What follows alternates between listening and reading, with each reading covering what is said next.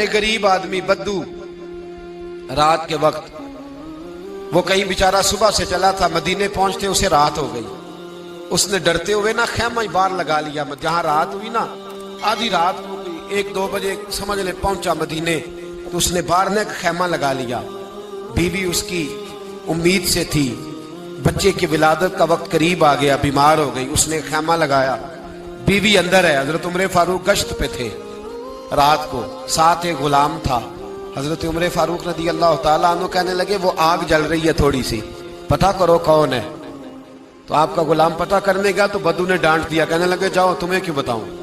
حضرت عمر خود گئے، کہنے لگے مسافر بھائی بتا تو صحیح. کہنے لگا جی چھوڑے، میں آپ کو کیوں بتاؤں میں کون ہوں، کیسے آیا ہوں. فرمایا خیمے کے اندر سے کراہنے کی آواز آتی، کوئی درد سے چیخ رہا ہے، بتا ہمیں بات کیا ہے. کہنے لگا جی میں فلاں بستی فلاں علاقے کا ایک غریب ہوں، امیر المومنین عمر فاروق سے ملنے آیا ہوں، اور رات ہو گئی ہے تو یہاں خیمہ لگایا ہے، صبح میں ان سے مل کے چلا جاؤں گا.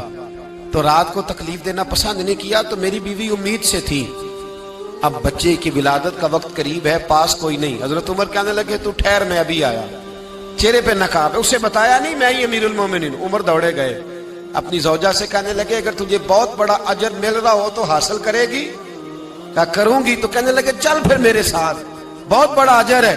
ایک دوست کے ہاں ولادت کا وقت ہے، ضرورت کی چیزیں ساتھ لے لو. اس عورت نے تھوڑے دانے لے لیے، گھی لے لیا. حضرت عمر سے کہنے لگی لکڑیاں اکٹھی کر لیں. امیر المومنین کونسلر کی بات نہیں بتا رہا آپ کو، میں آپ کو ایم پی اے کی بات نہیں بتا رہا، ایم این اے کی بات نہیں بتا رہا، جو 10 گاؤں کو ملا کے چیئرمین بنا اس کی بات نہیں بتا رہا. اس کی بات بتا رہا ہوں جو 22 لاکھ مربع میل کا حکمران ہے. اس کی بات بتا رہا ہوں جو گلی سے گزرے تو شیطان رستہ ہی بدل جاتا ہے. اس کی بات بتا رہا ہوں جس کے بارے میں میرے مصطفیٰ کریم صلی اللہ تعالیٰ علیہ وآلہ وسلم نے فرمایا میرا عمر تو وہ ہے کہ 950 سال حضرت جبریل بھی اس کی شان بیان کریں تو عظمت ختم نہیں ہوتی. اتنا بڑا شخص. حضرت عمر نے لکڑیاں اکٹھی کی، اینٹوں کا روڑے لے کے چولہا بنایا، پہنچ گئے. آپ کی زوجہ کہنے لگی یہ تھوڑے دانے ڈالنے، گھی ڈالنے اور ایک لکڑی لے کے اس کو ہلائیں، تیار کریں. خود زوجہ اندر چلی گئی، حضرت عمر باہر پکانے لگے. وہ بدو کہتا ہے میں اس طرح کا ان کے ساتھ بہیو کرنے لگا جیسے کو کسی چوکیدار کے ساتھ نہیں کرتا. میں نے سمجھا یہ عمر نے چوکیدار رکھے آنے جانے والے مہمانوں کا. میں کبھی پانی کا پیالہ مانگتا، کبھی کوئی بات، عمر دوڑے جاتے، کبھی پانی لاتے. او مسلمانوں، او میرے رسول کے غلام عزیزو. حضرت عمر فاروق وہ غلام کہتا ہے میں عمر سے کہتا، میں کہتا غلام پانی لا تو عمر دوڑ کے پانی لاتے.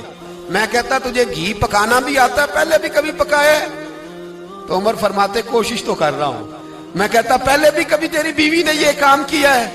تو حضرت عمر کہنے لگے مجھے یاد نہیں، پوچھ کے بتاؤں گا. کہتے ہیں کیا رنگ تھا، کیا انداز تھا، کیا مصطفیٰ کی تربیت تھی، کیا انداز حضور نے سکھائے غلاموں کو. یہ کس طرح کا امیر ہے کہ یہ ہنڈیاں پکا رہا ہے، پھونکے مار رہا ہے ایک غریب کے لیے، دیہاتی کے لیے جسے جانتے بھی نہیں. اندر اس شخص کی بیوی کے ہاں بیٹا پیدا ہوا تو حضرت عمر کی بیوی اندر سے بول کے کہنے لگی امیر المومنین مبارک ہو، آپ کے دوست کے ہاں بیٹا پیدا ہوا ہے. جب کہا نا امیر المومنین مبارک ہو تو وہ شخص کہتا ہے میرے ہاتھ کانپنے لگے اور میں اس طرح دوڑا کہ میری پگڑی گر گئی. میں دوڑا تو عمر نے بلایا، کہا کدھر جاتے ہو؟ کہنے لگا آپ امیر المومنین ہیں، آپ امیر المومنین، آپ عمر ہیں. کیسر و کسرا جس کے نام سے کانپے آپ وہ ہیں جسے مصطفیٰ نے دعا مانگ کے اللہ سے مانگا، وہ والے عمر ہیں آپ. جس کے لیے علی المرتضیٰ فرماتے ہیں میں روز دعا کرتا ہوں، وہ والے عمر ہیں. جس کے بارے میں ابو بکر صدیق نے فرمایا تھا کہ میں اللہ سے کہوں گا مولا جو تیرے محبوب کی امت کے حق میں سب سے بہتر تھا میں اسے خلیفہ بنا کے، وہ والے عمر ہیں. عمر امیر المومنین کی بیوی وہ تو خاتون اول ہوتی ہے، وہ تو ملکہ ہوتی ہے، اور تیری بیوی دائی بن کر ایک غریب کے بچے کے پاس بیٹھی رہی ولادت کے وقت.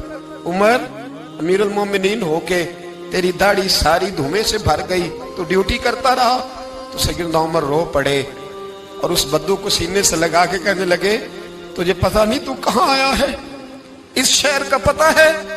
اس نے کہا حضور کہاں ہے؟ فرمایا یہ میرے نبی کا مدینہ ہے، یہ مصطفیٰ کا مدینہ ہے، یہاں امیروں کا استقبال نہیں ہوتا، یہاں غریبوں کے استقبال ہوتے۔